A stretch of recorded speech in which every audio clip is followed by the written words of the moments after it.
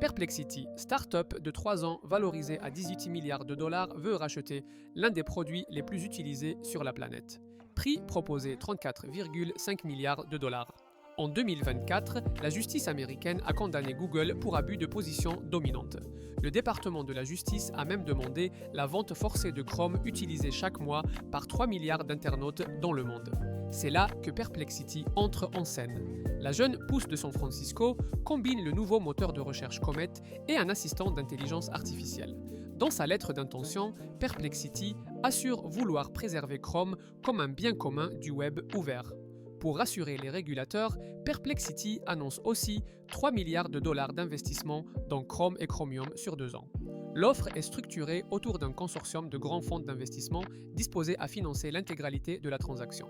Google se défend bec et ongle, mais une décision de justice pourrait forcer Alphabet à céder son navigateur.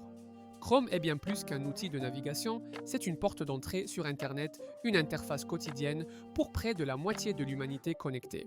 Perplexity le sait parfaitement. Acheter plus gros que soi n'est pas inédit dans l'histoire financière.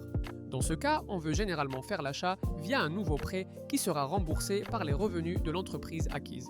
Il y a presque toujours un écart entre la capacité de remboursement de l'entreprise cible prise en compte par le prêteur et sa valorisation.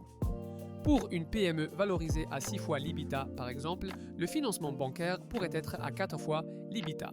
Il faut payer la différence en apport. Être suivi par un fonds d'investissement permet de réaliser cet apport.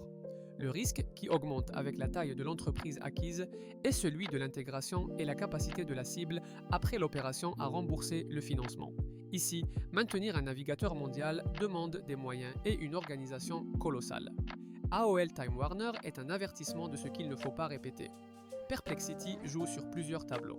Elle montre aux régulateurs qu'elle est une alternative crédible à Google. Elle envoie un signal aux utilisateurs en parlant du web ouvert. Et face à son rival OpenAI qui vise aussi Chrome, elle tente de prendre l'avantage.